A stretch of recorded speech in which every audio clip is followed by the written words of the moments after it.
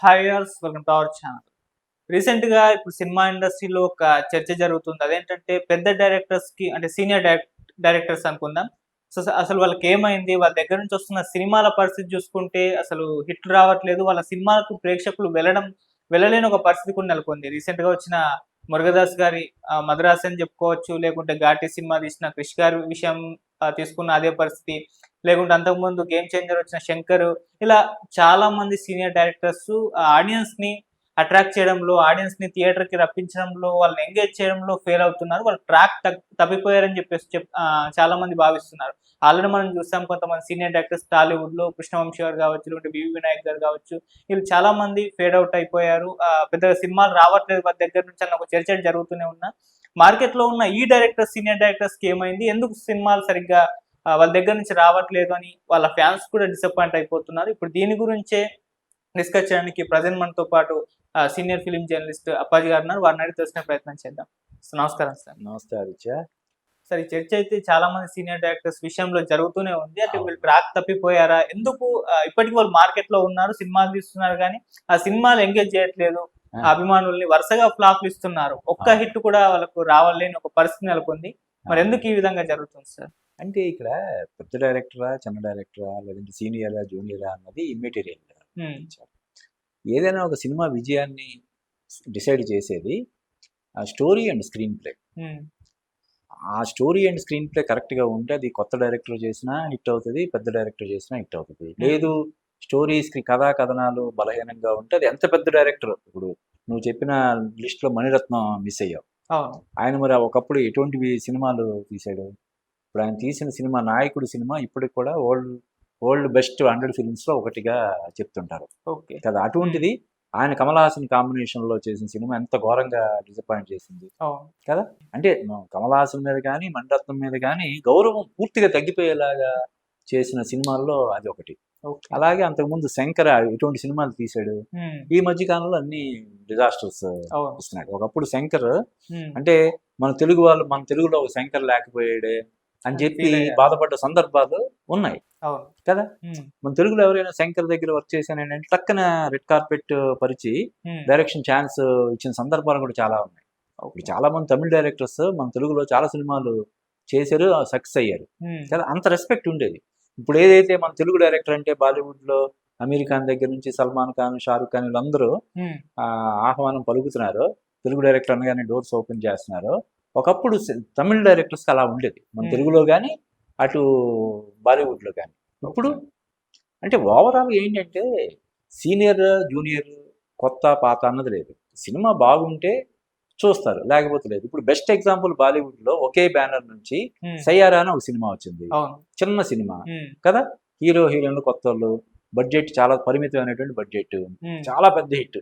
300 కోట్లు పైగా కలెక్ట్ చేసింది అవును. థియేటర్ కలగా. హ్మ్. ఇంకా ఓటీటీ అని అదని ఇదని కలిపి అవన్నీ కలిపితే ఒక 500 కోట్లు ఉంటుంది దానికి. అవును. అదే బ్యానర్ నుంచి అటు హృతిక్ రోషన్, ఇటు ఎన్టీఆర్, వార్ 2. ఖైరా అద్వానీ ఇలా పెద్ద కాస్టింగ్ హ్మ్. వార్ 2 వచ్చింది. ఏమైంది? ఫ్లాప్ కానీ అయింది. పెట్టిన పెట్టుబడి కూడా వెనక్కి రాని, హీరోలకు ఇచ్చిన రెమ్యూనరేషన్ కూడా వెనక్కి రాని పరిస్థితి అవును. నెలకొంది. హ్మ్. కాబట్టి ఏంటంటే కథా కథనాల విషయంలో ఎవరైతే తగిన జాగ్రత్తలు తీసుకుంటారో వాళ్ళు విజయాలు సాధిస్తారు. ఎవరైతే కొంచెం లైట్‌గా ఇది చేస్తారో వాళ్ళు పరాజయాలు పొందుతారు. హ్మ్. ఇక్కడ ఏంటంటే కాకపోతే ఏంటంటే ఇప్పుడు కొత్తగా ఒక సినిమా డైరెక్షన్ ఛాన్స్ వచ్చిన కుర్రాడికి ఉండే కసి, పట్టుదల, ఇది సీనియర్‌కి ఎందుకుంటో చెప్పు? ఓకే. ఇప్పుడు సీనియర్ డైరెక్టర్లు వందల కోట్లు సంపాదించేసుకొని హ్యాపీగా విలాసవంతమైన 5 స్టార్ హోటల్ లాంటి ఇళ్లల్లో ఉంటూ వాళ్ళలో ఫైర్ అంటే మనం వాళ్ళని ఇంకో రకంగా మనం క్రిటిసైజ్ చేయడం అని కాదు. హ్మ్. జనరల్‌గా మనం ఈ సినిమా హిట్ అయితే రేపొద్దున ఒక పెద్ద సినిమా ఛాన్స్ వస్తది. ఆ సినిమాతోటి పిల్లల భవిష్యత్తు గాని, నా భవిష్యత్తు గాని లేకపోతే మొత్తం మారిపోద్ది. ఒక పెద్ద బంగ్లాలో నేనుండొచ్చు, ఖరీదైన కారులో తిరగొచ్చు, స విదేశాలకి తిరగొచ్చు అనే ఒక ఇది మోటివేషన్ ఏదైతే కొత్త డైరెక్టర్‌కి ఉంటదో ఓకే. అది ఆల్రెడీ చూసేసి, హ్మ్. ఆల్రెడీ ఒక 100 కోట్లు విలువ చేసే బంగ్లాలో ఉంటూ, వెనకాల ఒక 500, 600 కోట్లు విలువ చేసే ఆస్తులయి ఉన్న డైరెక్టర్‌కి ఆ ఫైర్ ఉంటదా అంటున్నాను. ఓకే. ఆ డిఫరెన్స్ ఉంటదనమాట. హ్మ్. డెఫినెట్‌లీ ఆ ఎక్స్‌పీరియన్స్ అది చాలా ఇట్ కౌంట్స్ లాట్ కదా ఎక్స్‌పీరియన్స్ అనేది. ఓకే. కానీ ఈ ఫైర్ ఎక్కడి నుంచి వస్తది? ఒక కొత్త డైరెక్టర్కి ఈ సినిమా హిట్ బస్సులో మనం హిట్ కొట్టాలి, హిట్ కొట్టి మన పేరు కూడా మారుమోగాలి, ఏ?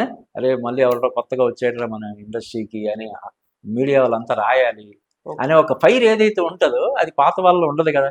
అలా అని చెప్పి కొంతమంది పాత డైరెక్టర్స్, సీనియర్ డైరెక్టర్స్ కూడా విజయాలు సాధిస్తుండడం మనం చూస్తున్నాం.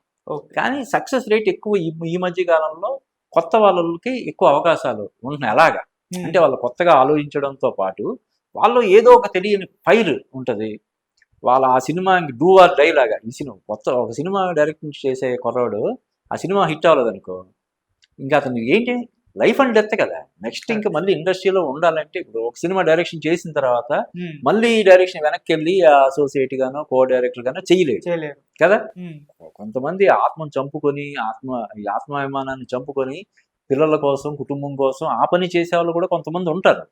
కానీ అలా చేయడానికి 100% మంది ఇష్టపడరు కదా.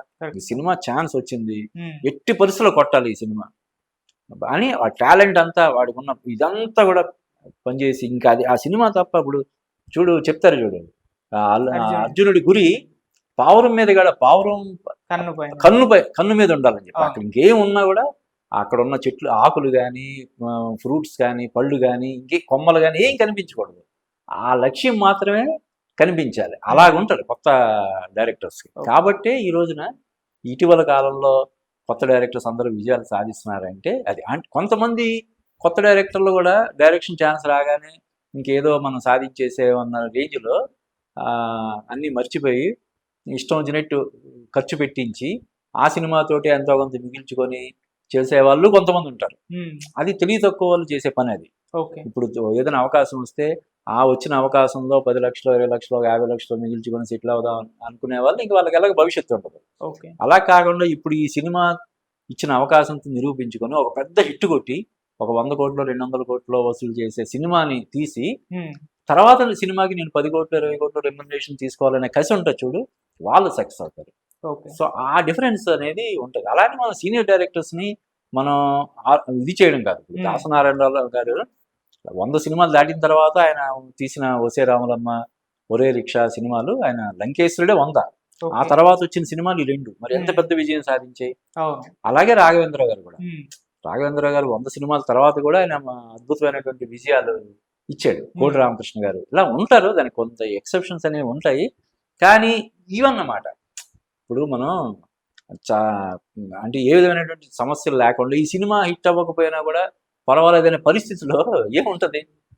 ఎవరో ఒక ప్రొడ్యూసరు ఈయన మీద నమ్మకంతో ఈయన గతంలో అనేక విజయాలు ఇచ్చాడు, సూపర్ డూపర్ హిట్స్ ఇచ్చాడు, ఈయనతో సినిమా చేద్దామని చెప్పి ఎక్కడ ఏ రంగంలోనో కష్టపడి సంపాదించిన డబ్బులు తీసుకొచ్చి ఆయనకి ఇచ్చాడు, సినిమా తీయించుకున్నాడు. ఆ సినిమా ఫ్లాప్ అయితే డైరెక్టర్కి ఏం పోతుంది చెప్పు కదా. ఆల్రెడీ వెనకాల వెళ్ళాలు ఉన్నాయి, 100 కోట్ల ఆస్తులు ఉన్నాయి. ఈ సినిమాకి ఆల్రెడీ రెమ్యునరేషన్ ఆయన మాట్లాడుకున్న రెమ్యునరేషన్ తీసుకుంటాడు. కొత్తగా పోయేది ఏముంటుంది కదా, అది ఉంటుంది అన్నమాట. అలానే నేను మళ్ళీ చెప్తున్నాను, అలానే మన సీనియర్ డైరెక్టర్స్ని ఎక్కడ మనం ఇది చేయడం లేదు. అలాగే విజయాలు సాధించే వాళ్ళు కూడా ఉంటారు. బట్ ఏంటంటే కొత్త వాళ్ళకి ఇంకదే life and death, do or die అనమాట. ఈ సినిమా హిట్ అయితే వాడికి లైఫ్ ఉంటుంది, లేకపోతే లేదు. అంతే కదా. సో అది అంటే కమర్షియల్గా ఆడకపోయినా కూడా రేపు బాగా తీసేయడు అనే పేరైనా రావాలి, నెక్స్ట్ అతనికి ఫ్యూచర్ ఉండాలంటే. కాబట్టి ఆ వ్యత్యాసం అనేది ఉంటుంది. ఇక ఆడియన్స్ పాయింట్ ఆఫ్ వ్యూలో చూస్తే అది మణిరత్నం తీసాడా లేకపోతే కొత్తగా వచ్చిన ఇంకో కుర్రోడు తీసాడా అన్నది చూడలేదు. సినిమా బాగుందా లేదా. అంతకుముందు మణిరత్నం నాయకుడు లేకపోతే గొప్ప దళపతి ఇటువంటి సినిమాలు తీస్తే ఏంటి మాకు, ఇప్పుడు ఈ సినిమా ఏంటి అంతే. అంతకుముందు వస్తే మేము టీవీలో చూసుకుంటాం, కంప్యూటర్లో చూసుకుంటాం గొప్ప సినిమాలు అయితే.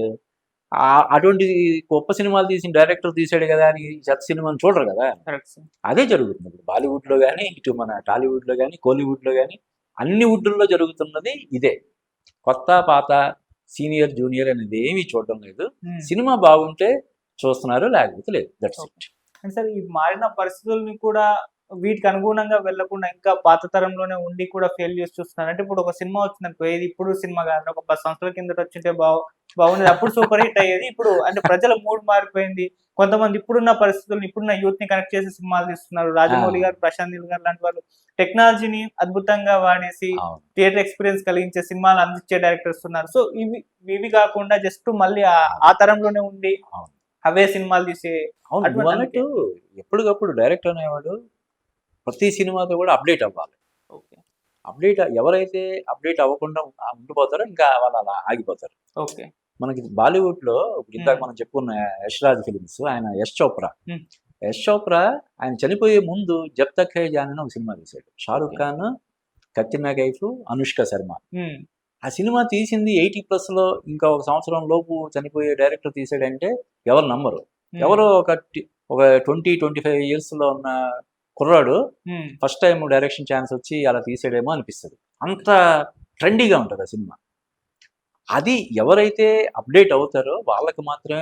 ఇది మన ఫీల్డ్ సృజనాత్మకమైనటువంటి రంగం కదా, ఇది అవును క్రియేటివ్ సార్. ఫీల్డ్. ఉమ్, ఎవరైతే నిరంతరం క్రియేటివ్గా ఆలోచిస్తారో వాళ్ళ సినిమాలు మాత్రమే చూస్తారు. మన ఓకే. వెనకాల క్రియేటివ్ జీనియస్ అనే ఒక ఇది ఉన్నా కూడా ఉమ్, సినిమా ఇప్పుడు క్రియేటివ్ జీనియస్ అంటే కృష్ణవంశీ.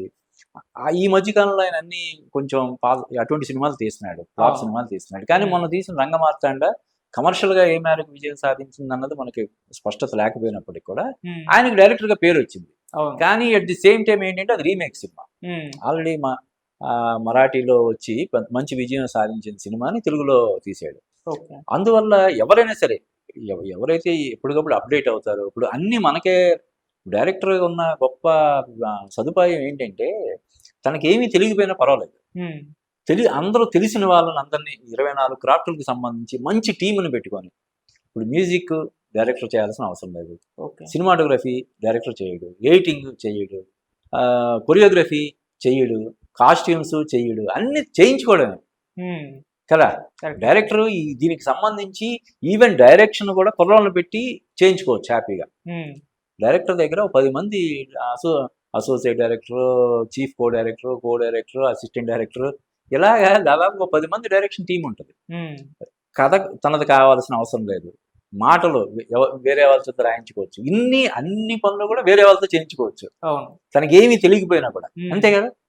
వీళ్ళందరి దగ్గర నుంచి బెస్ట్ అవుట్పుట్ తీసుకునే ఇది తెలివి ఉంటే సరిపోద్ది. కరెక్ట్. మరి అది కూడా లేకపోతే ఇంకా మరి నిర్మాత పెట్టిన డబ్బులు నష్టం కలిగించడం తప్ప ఏముంటుంది. అవును. కాబట్టి అదేనే ఉండాలి ఉమ్, వాళ్ళకి. మనం అప్డేట్ అయిన వాళ్ళతో పాటు తను కూడా అప్డేట్ అవుతూ ఉమ్, వాళ్ళందరితోటి అసోసియేట్ అయ్యి మంచి టీంని ఎంపిక చేసుకోవడం. డైరెక్టర్ చేయాల్సింది ఏంటంటే ఒక మంచి టీం, అంతే కదా.